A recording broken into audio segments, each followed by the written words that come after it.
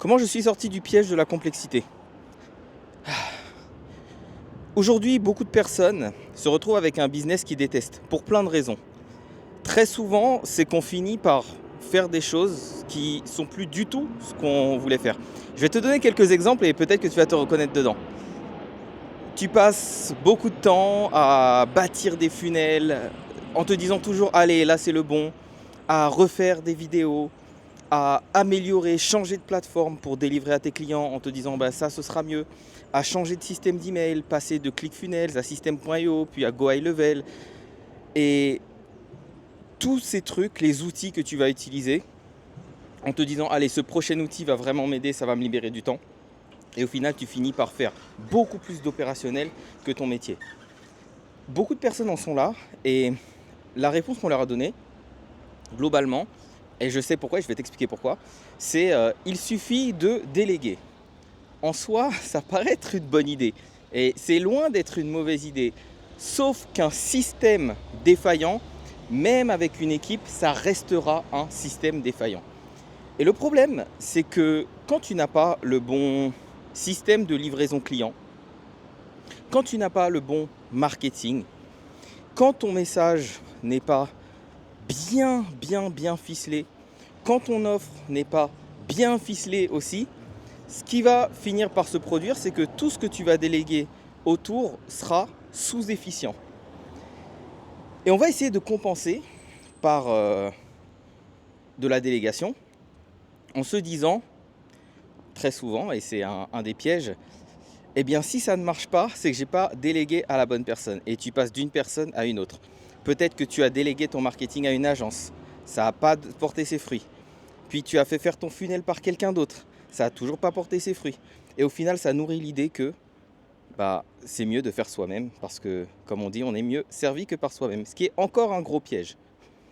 Pourquoi est-ce qu'on en arrive là? Et là, je vais te parler un peu de mon histoire.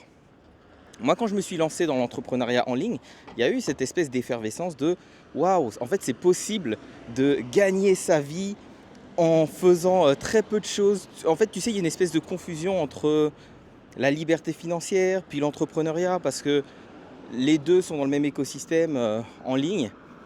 Et aussi, il y a une grosse différence entre l'indépendance financière et la liberté financière. La liberté financière, c'est quand globalement, tu n'as plus à travailler pour gagner de l'argent. Globalement, une forme de rente, comme un rentier. Donc il y a cette espèce de confusion qui fait que moi, je me suis dit, ok, j'ai cru.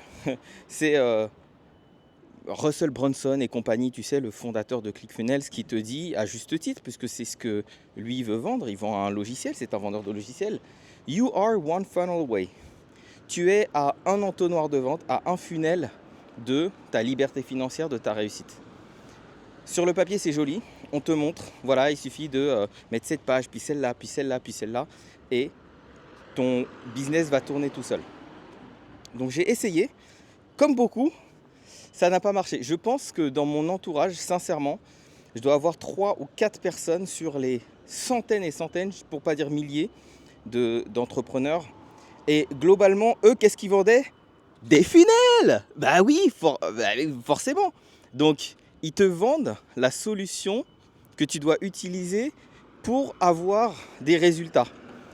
Et donc, eux-mêmes, il y a toujours cette espèce de truc, tu vois, par exemple, quand tu es sur Instagram et tu vends aux gens comment réussir sur Instagram, tu es sûr d'avoir des followers, c'est sûr de fonctionner dans une certaine mesure.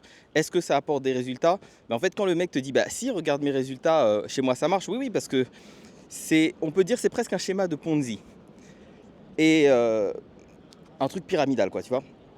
Et donc le problème de ça, c'est que beaucoup de personnes y ont cru et se sont plantées. Et moi aussi, parce que, il faut le dire, j'ai été quand même un peu crédule en me disant, je sors d'un entrepreneuriat qui est hyper, je sais même pas comment dire, stressant, où j'ai, en même temps je te fais profiter des graffitis, hyper stressant, je vais changer de main, hyper stressant, avec beaucoup de choses à faire. Forcément, c'est hyper sexy de te dire, tu vas bosser moins, tu fais quelques pages web et ça va marcher. Et donc après, mon business ressemblait à un plat de spaghettis, vraiment. J'avais des pages par-ci, par-là, qui emmenaient un tel truc, machin. Et je suis tombé vraiment dans la complexité. Et au bout d'un moment, je me suis dit, bon, ok, sur le côté marketing, on va faire beaucoup plus simple, mais ça n'a pas suivi au niveau des offres. Donc je me suis retrouvé avec plusieurs offres. Et en fait, ce qui se passe, et beaucoup de personnes se retrouvent dans cette situation-là, tu vas te retrouver à faire plusieurs offres, à avoir telle offre pour tel marché, puis après tu vois une autre opportunité, puis tu fais une autre offre, puis encore une opportunité, puis encore une autre offre. Et tu te retrouves avec plusieurs business dans un business. Des offres que tu ne sais pas articuler entre elles, un marketing qui devient complexe, parce qu'en fait, c'est comme si tu avais à chaque business une nouvelle offre, parce que chaque offre a son système marketing, chaque offre a probablement son audience, voire même son canal de communication. Et je me suis retrouvé avec un business où j'avais un podcast, j'avais une chaîne YouTube, j'avais un compte Insta, j'avais un compte Facebook, j'avais LinkedIn un tout petit peu. Et de l'autre côté, plein de supports marketing. Et quand tu commences à déléguer tout ça, tu te retrouves avec beaucoup plus de monde que ce qu'il n'en faut. Pourquoi ? Parce que tu as un système qui n'est pas efficient. Et on essaye de combler le manque d'efficience par des gens, ce qui ne marche pas. Et surtout que pour la plupart, il y a tellement ce trauma d'être bloqué dans l'opérationnel qu'en fait, on va hyper mal déléguer. On va juste balancer. Alors moi, j'avais quand même de l'expérience, donc j'ai pas fait ça, mais je le vois quand même chez beaucoup de clients. C'est balancer les éléments à faire et dire en gros à son équipe, bon bah tiens, voilà ce qu'il faut faire, entre guillemets, tu te débrouilles et tu fais en sorte que ça marche. Et le niveau d'implication est tellement faible de la part du dirigeant que les résultats sont à la hauteur de cette implication, donc faibles. Et ensuite, qu'est-ce qui se passe ? Donc tu vas voir des personnes, des business coachs, et là je vais pas être tendre parce que moi c'est ce que j'ai vu et ça a causé tellement de dommages. En fait, ce sont des personnes, je vais pas passer par quatre chemins, on va dire qu'il y a deux types. Il y a ceux qui te disent dansez la carioca, faites tous comme moi et ça va marcher. Donc en gros, moi j'ai eu de la chance. Ce qu'ils te disent pas, c'est qu'ils ont peut-être bâti un truc en 2020, que 2020 c'était hyper porteur, qu'ils ont surfé là-dessus et que maintenant quand ils envoient un email tout fonctionne parce qu'ils ont développé une grosse audience au moment où ça coûtait 5 fois moins cher que maintenant, et ils te donnent leur vieille technique qui ne va pas marcher pour toi. Donc ça c'est la première chose que je vois. Deuxième chose que je vois, et donc c'est du tout cuit, c'est tiens, tu appliques ça et ça va marcher. Deuxième niveau que je vois, ce sont des entrepreneurs qui vont avoir, en fait, qui sont des personnes qui auraient voulu monter des startups à succès. Et ça veut dire qu'ils ont une espèce de biais, qui est une espèce de biais de l'ego, de plus une boîte est grosse, plus c'est valorisant. Et en fait, ils t'emmènent dans leur travers. C'est là où tu vois que quand tu as certaines blessures non résolues, tu peux aussi emmener des personnes là-dedans. Et moi, fort heureusement, encore une fois, j'avais une grande expérience du business, puisque j'ai commencé en 2001, donc je ne suis pas du tout tombé dans ces pièges. J'ai pris ce que j'avais à apprendre, mais par contre, j'ai mis de la complexité dans mes offres. Mais là, ce que je vois, ce sont des personnes qui se retrouvent avec clairement des business qui sont devenus trop gros pour rien. Donc 300 000 euros, 400 000 euros, 500 000 euros à l'année, mais avec des équipes de 20 personnes. Alors que ça, tu peux le faire franchement à 3 ou 4 personnes. J'entends dans le web, quand c'est bien structuré. Et ça devient presque même une norme là dans la Silicon Valley d'essayer de monter des licornes. Donc 1 milliard, c'est vachement beau là. 1 milliard en générant seulement, en ayant une équipe de 5, en tout cas moins de 10 personnes. Donc tout ça, ce sont des choses qui sont en train d'exploser parce que dans une économie qui est moins soutenante, quand tu te retrouves avec trop de personnes, tu es obligé de tailler dans le gras. Moi, c'est quelque chose que j'ai pas dû faire. J'ai pas dû me séparer des membres de mon équipe. J'ai pu avoir une croissance sans avoir à me séparer des membres de mon équipe parce que j'ai appris de là. Et en fait, je vais te donner quelques clés de choses qui vont fonctionner pour toi et pour tout le monde. C'est dans un premier temps, c'est penser à des offres qui sont scalables. Si tu ne penses pas à des offres qui sont scalables, la scalabilité, elle va passer par l'humain. Et la scalabilité qui passe uniquement par l'humain, en fait, tu feras moins de marge, tu vas te retrouver avec beaucoup plus d'emmerdes, parce que c'est pareil, on te parle de la délégation comme solution à tout, mais quand tu délègues, tu dois aussi gérer des humains. Et donc après, tu gères des humains qui gèrent des humains. Et ensuite, tu comprends même plus ta boîte et tu bosses plus pour maintenir des salaires que pour pouvoir profiter comme tu voulais en profiter. Et la pression de devoir innover, c'est toujours toi. Tu peux te retrouver avec des équipes commerciales qui vont, sans s'en rendre compte, te mettre le couteau sous la gorge pour que tu payes leurs commissions. C'est-à-dire, bien sûr qu'il faut les payer les commissions, mais ce que je veux dire, c'est que tu bosseras pour les commissions. Au lieu que ce soit eux qui bossent pour les commissions, tu bosseras pour eux. Parce que quand tu voudras changer ton business, parce que le marché change, parce qu'on est dans un marché hyper dynamique qui évolue tous les 3 à 6 mois, parce qu'il y a beaucoup d'annonces globales, nationales, on est dans une instabilité quand même qui est palpable, mais en fait tu vas te retrouver à devoir malgré tout maintenir un système simplement pour maintenir des commissions. Et c'est là où on marche sur la tête.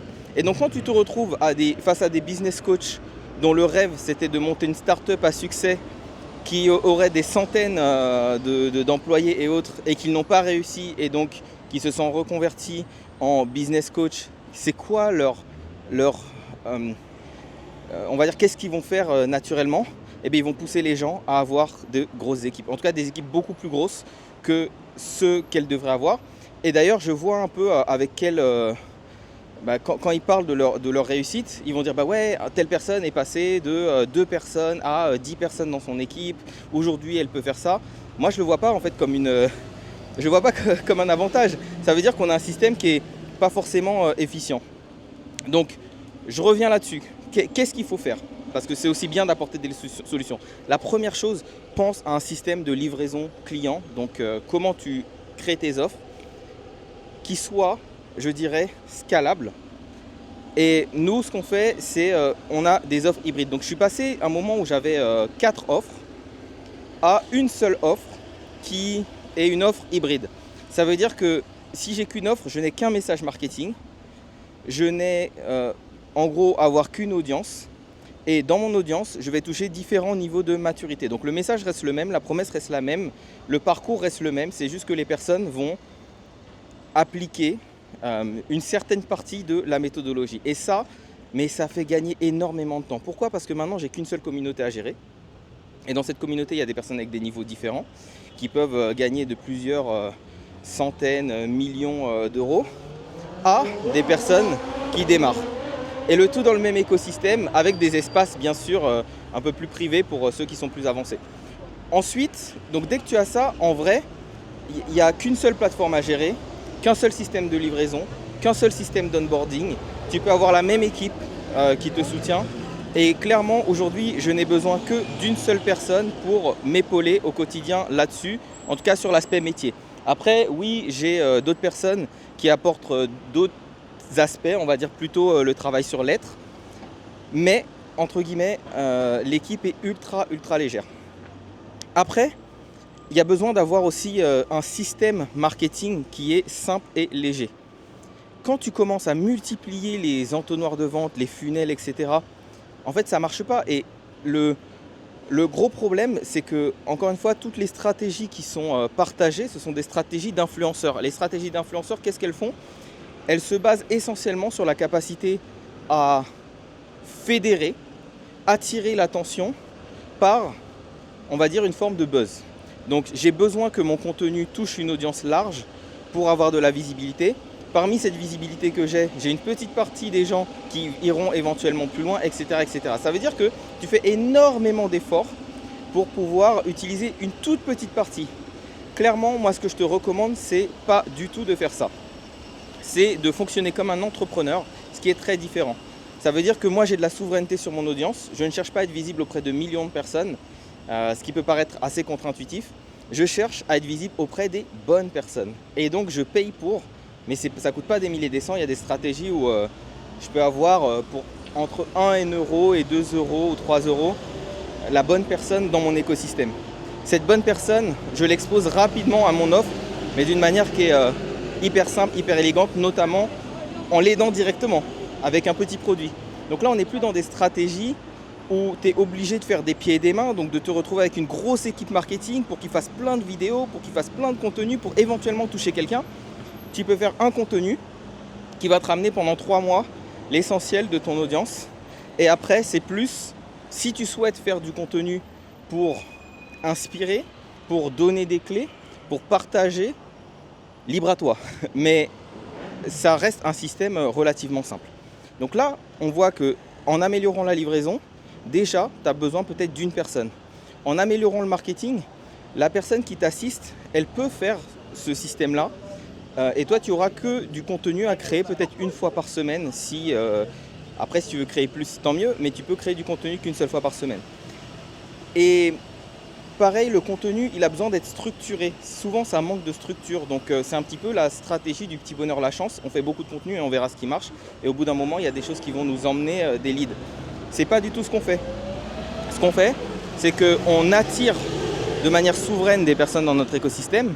Et quand elles sont dans notre écosystème, on va leur montrer le contenu qui a beaucoup de valeur. Donc ça veut dire par exemple montrer des vidéos longues qui vont leur donner des clés qui vont leur permettre d'avancer. Donc quand je fais ça, encore une fois, ça veut dire que je suis sur des stratégies souveraines. Je sais exactement ce que je montre aux personnes, je sais ce que je leur donne et ça me permet encore une fois de créer une expérience, un parcours qui emmène vers ce que les personnes doivent voir et pas au petit bonheur la chance. Ensuite, sur la partie délégation. Sur la partie délégation, tout dépend de ton métier, mais si tu es dans le domaine du coaching, de l'accompagnement, tu as besoin globalement de quelqu'un qui fait à peu près le même métier que toi. Cette personne-là, ce qu'elle fera, c'est qu'elle elle t'épaulera dans l'accompagnement. Tu as besoin de... donc cette personne, elle pourra faire office de Client Success Manager, je dirais aider les clients à avoir des résultats, à appliquer ta méthode, les soutenir. Comme ça, tu divises ton temps de travail. Et si tu as une offre scalable, ce qui va se passer, c'est qu'au lieu d'avoir pour 10 clients 10 heures d'accompagnement, tu auras 1 heure d'accompagnement pour 10 clients, 1 heure d'accompagnement pour 30 clients, peut-être 2 heures d'accompagnement pour 60 clients. Mais tu vois bien l'impact que ça peut avoir en termes de libération du temps de travail. Pour les systèmes de vente, c'est pareil. On va te dire, allez, bâtis une équipe, une grosse équipe de closers, de setters, tout ça, les personnes qui vont parler dans les DM. Oui, j'y crois, oui, ça marche, oui, j'ai essayé, etc. Mais en fait, ça dépend de quel business tu veux avoir. Clairement, pour avoir une bonne équipe commerciale, et ça, j'espère que tu en as conscience, pour avoir une bonne équipe commerciale, ce qu'il va falloir, c'est de pouvoir passer du temps avec cette équipe commerciale. Ce qui n'est pas forcément évident. La plupart des gens, ce qu'ils veulent, c'est « Ok, je leur donne un système et ils vont se débrouiller. » Mais ça ne marche pas comme ça. Tu n'as pas beaucoup de commerciaux qui vont être en capacité de performer si tu leur donnes juste un système en leur disant « Voilà, je te donne le système, je t'envoie des leads et tu les transformes en clients. » Ce n'est pas comme ça que ça marche. Il va falloir que tu écoutes leurs appels. Il va falloir que tu leur donnes de la direction. Il va falloir que tu les coaches, que tu les manages parce que parfois, ils feront moins de ventes et ils seront un peu down, on va dire psychologiquement. Donc, ils auront besoin de ton soutien. Ils auront besoin que tu sois... Toi, tu dois être sûr parce que tu verras que tu n'as peut-être pas la bonne qualité de client qui te ramène. Ce qui veut dire qu'ils font comme ils peuvent ou parfois ils privilégient le fait d'avoir leur commission plutôt que d'envoyer les bons clients. Et en fait, tout ça, ça ne va pas se passer tout seul. On va te promettre le bouton magique de c'est bon, tu prends un closer, il va gérer toutes les ventes, mais tu vas devoir gérer ce closer. Et c'est minimum pour bien le faire, pour avoir des bons résultats, au moins 1 heure par jour. Donc il y a ce qu'on appelle les reviews, les morning reviews. Donc tu démarres ta journée et on fait le point sur les objectifs, qu'est-ce qu'on va faire, où on va, combien il y a de leads dans le pipeline, combien on veut, etc. Et les end of day review, donc un rendez-vous de fin de journée. Ça veut dire que tu es aussi attaché à ton business. Et si tu veux un head of sales, il faut avoir les moyens de le payer. Donc encore une fois, on se rend compte que malgré tout, c'est pas si évident que ça et c'est pas une solution miracle où tu embauches quelqu'un et tout va se faire tout seul. Parce que ces personnes, il faudra aussi les former, que ce soit de la formation continue, etc. Donc là, tu vois déjà que sur les différents leviers, c'est pas si évident que ça. Et moi, ce que j'ai préféré faire pour alléger, pour enlever cette complexité, c'est en fait vendre quasiment sans appel. Donc je prends parfois des appels, mais on va dire que je vends à 90-95% dans mon business sans avoir besoin de faire des appels. Ce qui va demander de structurer la manière dont je délivre, structurer la manière dont je vends, structurer le process de vente de manière un peu différente. Et en dernier, je vais parler de la partie plutôt opérationnelle, on va dire globale de l'entreprise. Pour que ça fonctionne, encore une fois, c'est important d'avoir mis en place des systèmes. Et système ne veut pas dire nécessairement des choses compliquées. Un système, il y a un input, il y a un output, donc entrée, une sortie, il se passe quelque chose dans le système et j'ai un résultat qui est prévisible. Donc ce qu'il va falloir faire, c'est être au clair sur les systèmes. C'est quoi les systèmes de l'entreprise? Mais à différents niveaux, sur la vente, sur le marketing, etc. J'ai créé ce que j'appelle un business hub, qui est un espace pour centraliser et où toute personne de l'entreprise sait ce qu'elle a à faire, connaît ses process. Si la personne doit partir dans l'entreprise, celle qui suit a tous les process. Et donc tout ça, ça fait que le travail va être bien fait de bout en bout, sans qu'on ait besoin de fliquer, de redire est-ce que tu l'as fait, d'être sur le dos des gens, etc. Et après, pareil, pour que ce soit léger, c'est aussi peut-être trouver le bon système. Pour moi, il y a très peu de rendez-vous et mon business est géré de manière asynchrone. Ça veut dire que depuis WhatsApp, je peux gérer l'essentiel de mon business avec mon équipe. On a un point hebdomadaire et globalement, le reste du temps, je suis plutôt tranquille. Donc, tu vois bien que la question, c'est pas juste embaucher plus de monde. Et la question, c'est aussi de faire attention à la complexité. Et cette complexité, si tu ne sais pas où tu vas, si tu ne sais pas quel type de système tu dois appliquer, tu vas te retrouver malgré toi à avoir bâti un Frankenstein, à avoir bâti un monstre qui va bouffer tes marges, qui va bouffer ton énergie, qui va bouffer ton temps, qui va bouffer ta vie de famille, qui va bouffer ton couple.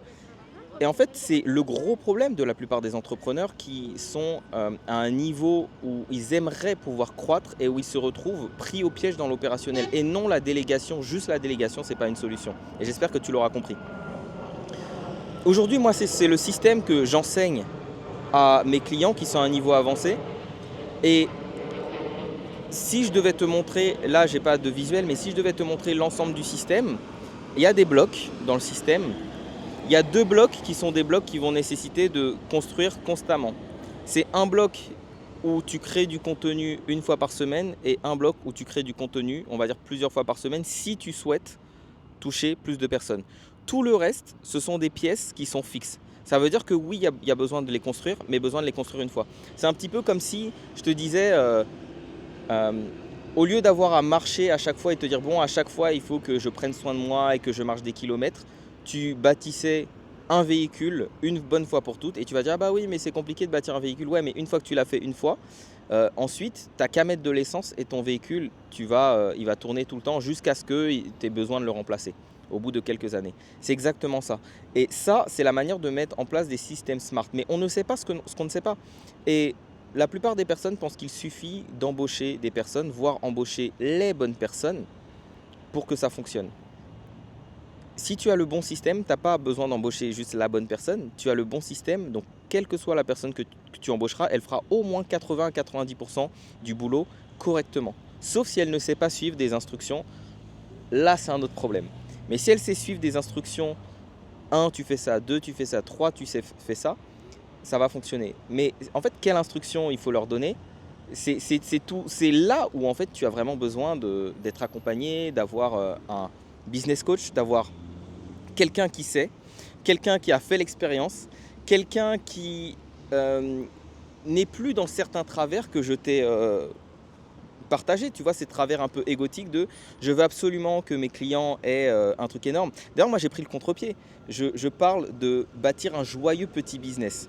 Et je sais que pour certaines personnes, quand elles entendent joyeux petit business, elles se disent ah mais moi je veux pas un petit truc, je veux un gros truc. Mais pense bien à ce que tu veux. Parce que si tu veux des résultats énormes, il faut que tu puisses aussi être en mesure d'accueillir le niveau en fait que ça demande. Tout le monde veut des boîtes qui font des millions, mais si je te mets demain à la tête d'une boîte classique qui fait des millions, tu vas détester ta vie, tu vas détester le business et tu auras peut-être envie de redevenir salarié. Donc ce qui va être important, c'est de réussir à avoir le bon système. Un système que tu es en capacité de maintenir dans le temps. Un système qui sert ta vie et pas toi qui juste est asservi à ce système. Et c'est tellement rare. C'est tellement rare. Et je peux te dire que parce que moi, je n'ai pas trouvé, pourtant j'ai fait énormément de mastermind, peut-être avec les plus gros sur le marché, en tout cas à l'international. Et je n'ai jamais trouvé de réponse à ça. C'est-à-dire que toutes les réponses, elles étaient du même acabit. Fais ça, même dans la littérature d'ailleurs, quand tu regardes la littérature, on va dire business, de comment est-ce que je vais emmener quelqu'un vers des résultats, c'est toujours la même chose. Tu bâtis une équipe commerciale, tu bâtis une équipe marketing, tu prends des community managers, tu fais tu vois, une équipe qui t'aide à délivrer ou des prestataires ou des agences, etc. Donc c'est toujours les mêmes leviers que j'ai testés et leviers qui ont énormément de travers. Et donc parce que je n'ai pas trouvé de solution, j'ai créé la solution qui aujourd'hui, moi, me permet clairement de faire autrement.